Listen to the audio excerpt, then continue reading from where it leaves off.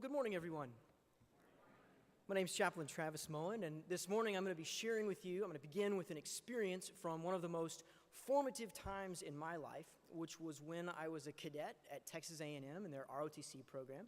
Now, this was a very extensive program. You lived in the dormitory with all the other cadets, and it really consumed your life for the 4 years that you were in college. Now, from that experience, I have a bunch of stories of God's formation in my life. I also have a lot of really arbitrary and pointless stories, and this morning you're getting one of the pointless ones. One of the things that we would do to our buddies, so the guys that were still in our class as upperclassmen, was for their birthdays, we would give them the present of having the freshmen give them a swirly. So for those of you who don't know, that's where you take someone's head and dunk it in the toilet and flush it. And lo and behold, one day it was my birthday, and it was my turn to get my birthday present from the fish.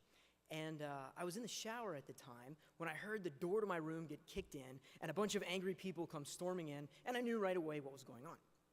So I walked down to one of my buddy's rooms and borrowed his Ross Volunteer hat. Now, the Ross Volunteers was kind of a special organization that only the upperclassmen were allowed to know about. It was a drill team, and so all the underclassmen had to pretend like this organization didn't exist, and if you saw someone in uniform, you had to pretend like they weren't there. And so I borrowed his hat and put it on and walked into my room, and the freshmen were just dumbfounded.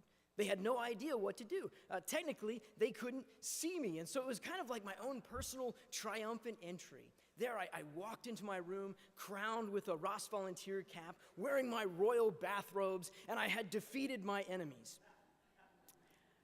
And that lasted a few seconds until my friend reached into the crowd and pulled the hat off my head, at which point the freshmen attacked me and consequently gave me my birthday present. I share this story with you just by way of an example of how quickly our circumstances can be reversed. With a little bit of creativity, a little maybe bending of the rules, I was able to reverse my defeat into a victory, and then with the intervention of a friend, that victory quickly turned into defeat. Of course, my story is a silly reversal. I would imagine if we went around the room, we would find plenty of serious ones that we could talk about. One that comes to my mind is a recent reversal in the life of one of my soldiers who earlier this year, around New Year's time, was in a very serious car accident.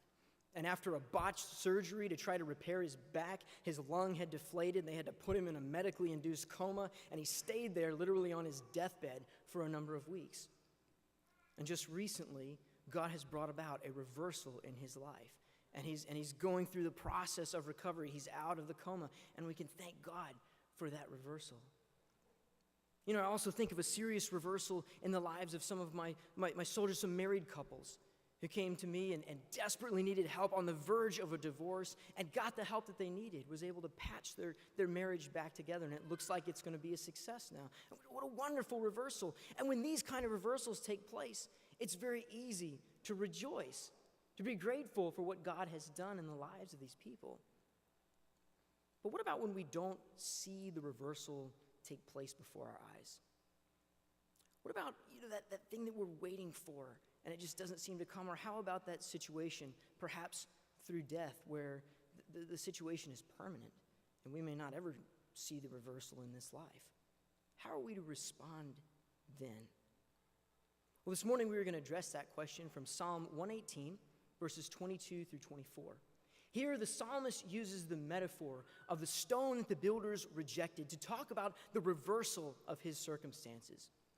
We'll begin this morning by looking at that in its context in the Psalms, and then we'll turn to where Jesus brings forward this metaphor into his own ministry and uses it to describe his own life. And then finally, because Jesus has done that, we'll be able to take a look at how that metaphor will impact us even today and get the answer to how we respond to those reversals that we are waiting for. Let's begin by looking at the passage in Psalms. If you've got your Bibles, look with me now at Psalm 118, verses 22 through 24. Here, the psalmist used the metaphor of the stone the builders rejected becoming the cornerstone to discuss the way that God has reversed the situation that he had faced. Here's what the text says. The stone the builders rejected has become the cornerstone. This is the Lord's doing. It is marvelous in our eyes. This is the day that the Lord has made. Let us rejoice and be glad in it. There are three observations that I want to make about the text. The first is the meaning of the metaphor, which is the reversal of the psalmist's circumstances. The second is the source of the reversal, which is God. And the third is the response to the reversal brought about by God, which is to rejoice. We'll look at each of those in a little bit more detail. First of all, the meaning of the metaphor. The stone that the builders rejected was deemed worthless for construction. It was something that was no good. It could not be used in the building at all, and so it would have been cast out. It would have been rejected and put in the garbage heap. The stone chosen as the cornerstone was a very special, well-selected stone because it was going to sit right at the corner of the foundation, and it was going to represent that strong foundation upon which the builders had built their building. It is the exact opposite of the stone that had been rejected. The psalmist used this metaphor to describe what God had brought about in his life, a complete turnaround. He was facing certain defeat, surrounded by his enemies. He knew that he was going to be destroyed. But then he was victorious. The exact opposite of what was expected. And the situation was turned on its head. Like an upperclassman getting his head dumped in the toilet instead of the freshman getting his head dumped in. It was the exact opposite of what would be expected. The situation had been reversed. In verse 23, the psalmist makes it very clear who brought about that reversal. This is the Lord's work. It was God who had done it. Now, the psalmist, through the psalm, understands that God is capable of deliverance, knows that God is the one that he is supposed to turn to, not to other men, not to kings, nothing else. Only God can bring it about. But ultimately, it is God and God alone who brings the reversal about. The psalmist didn't have anything to do with it. It wasn't based upon his righteousness. It wasn't based upon anything that he had done. He was simply the recipient of God's merciful intervention into his life, and it completely changed his situation. Now, another observation I want to make in verse 23 before we move on, this is kind of a bonus observation, and that is the shift between the singular pronoun and the plural pronoun. So, throughout the psalm, you've got a lot of I's, you've got a lot of me's and my's, up until you get to this point in which it changes to being, this is marvelous in our eyes. The psalmist has drawn into the equation not only himself and from his own personal experience, but also all of those who are witnessing this take place. They're all in it together, and they all have the same responsibility to respond. Which brings us to verse 24, where we get the response. Again, to begin the line, you get a repetition of, this is the Lord's doing. This is the day that the Lord has made. Let us rejoice and be glad in it. The response to God's reversal, whether it's the person experiencing it or whether the person witnessing it, the proper response is to rejoice. Now, it is the lack of this proper response that Jesus really clues into in the parable of the tenants, which is where he draws forward this metaphor of the rejected stone and places it at the end of the parable. This is Matthew chapter 21. If you got your Bibles, turn there with me now. Matthew chapter 21. And we're going to look at verses 37 through 42. Now, I want to introduce the parable a little bit. The parable goes like this. There was a owner, and he had built this vineyard, and he had planted, he had done all of the construction, and then he allowed tenants to come in and to raise the crops, the produce there. And the expectation is that the owner would receive his fair share, the tenants would get theirs, but the tenants didn't want that. They wanted to keep it all for themselves. And so the owner sent some representatives. They were mistreated. Some of them were killed.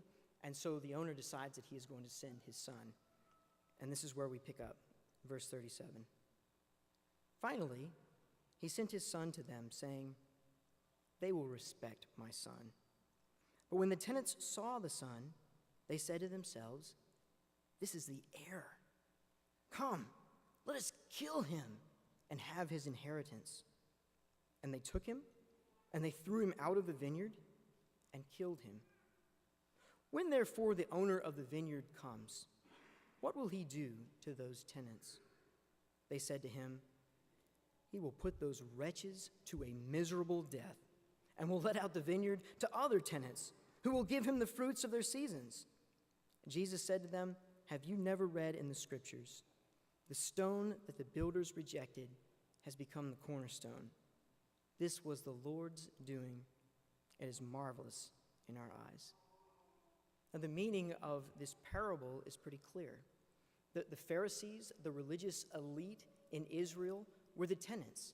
They had been entrusted by God to oversee God's kingdom on earth, and yet they were holding on to that and refusing to give God his due. They had ignored the prophets that God had sent, and now they were about to ignore and reject the Son that God was sending.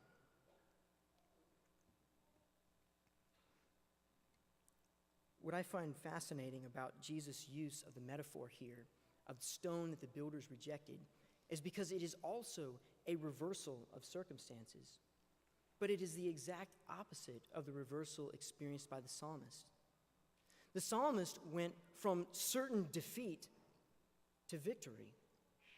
Jesus is going to go from victory, the triumphal entry, where the people have come out with the branches and they've said the words, "Blessed is he who comes in the name of the Lord." Direct quotations from Psalm 118.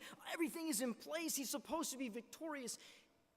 And yet, because of the opposition that he's going to face, he'll be led to defeat. But even still, he completes the quote. "This was the Lord's doing. This is marvelous in our eyes." Even though it could be perceived as bad, it's actually what God had in mind. Because this circumstance for Jesus was necessary to complete his journey to the cross. Now, I'm gonna leave some room here for Chaplain Johnston to talk about the ending of the journey to the cross. I'm gonna skip over that. And I'm going to skip over the church age, and I'm going to take us to the time in the future, in the final fulfillment of Jesus' triumphal entry, when he returns again, this time completely victorious, this time entering into Jerusalem, where every head will bow, every knee will bend, no one can stand against him, every tongue will confess that he is King of Kings and Lord of Lords. In that moment, Jesus, the rejected cornerstone, the rejected stone, will become the cornerstone upon which the foundation of the new heaven and new earth will be built. And here's the wonderful thing for us as believers in Jesus Christ, is that we get to participate in that reversal with him.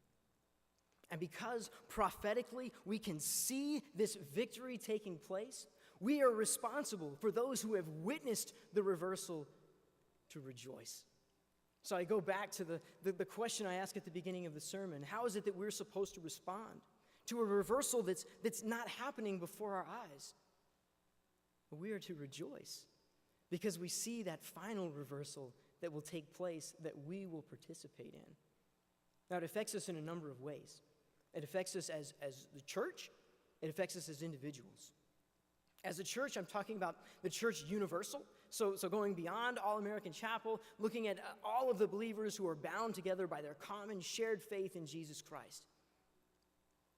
That church is in desperate need of a reversal of its reputation and its authority upon this earth. The reputation of the church has been slandered. And if someone wants to oppose Christianity, one of the ways that they'll do it is they'll build up a caricature of the church. And they'll look at times in the church's history where it's been abused by people who wanted to do something other than represent the body of Christ. And they may talk about the Crusades and the bloodshed that the church was guilty of, or the Spanish Inquisition, or some other idea like that. Or they may go to some of the more modern charlatans, or fallen pastors, or priests, hypocrites, or heretics, and say, look, this is what the church is.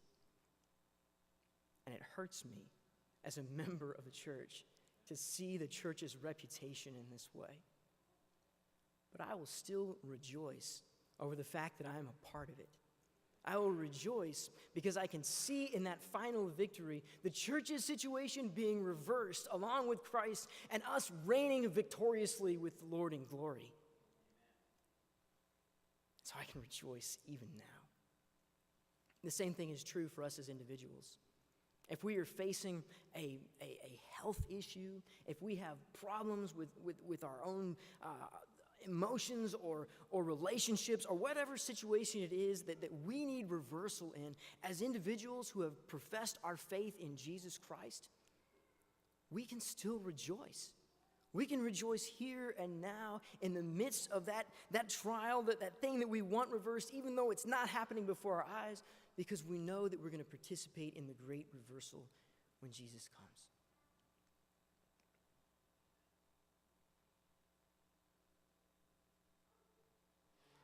We can do so because the proper response to seeing that reversal is to rejoice, just as the psalmist did, just as the people who witnessed the psalmist's reversal did.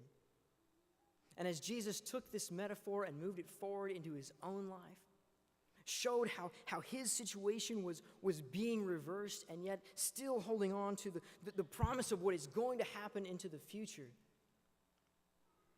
we can look forward to that and know that the right response is to rejoice now. Well, how does that work? Like, maybe we're still struggling with it a little bit. So I want to use an illustration from something that's on, a lot of people's minds right now, and that is the NCAA basketball tournament. All right? So millions of people filled out brackets, right? And submitted these brackets online. You've got all of these brackets out there. But after the first round, none of them were perfect.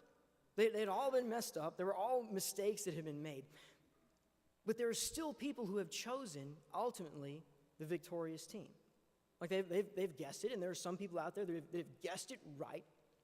And one day, when the tournament ends, they're going to be victorious. And they're going to be rejoicing. And they're going to look back on their bracket, and they're not going to care about it in the least. It doesn't matter at all. The ultimate victory has rendered the problems null and void.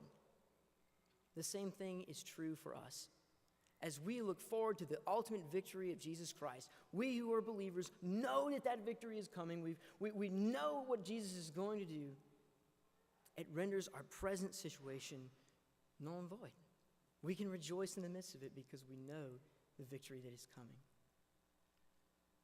This morning I've asked the praise team to conclude with the song, "It Is Well With My Soul," and I would imagine that most everybody here knows the story behind that hymn. That as the author's boat was passing by the location of a previous shipwreck that had claimed the lives of his children, he went back to his cabin, knowing full well that that situation would not be reversed this side of glory, and he penned the words, "It is well with my soul." As we sing this song this morning, I want you to think about that situation that you want reversed. And I want you to look forward to what it is that God is going to do in the future. And as we sing, if you truly believe it, I want you to sing that it is well. Not it's going to be well, but it is well with my soul.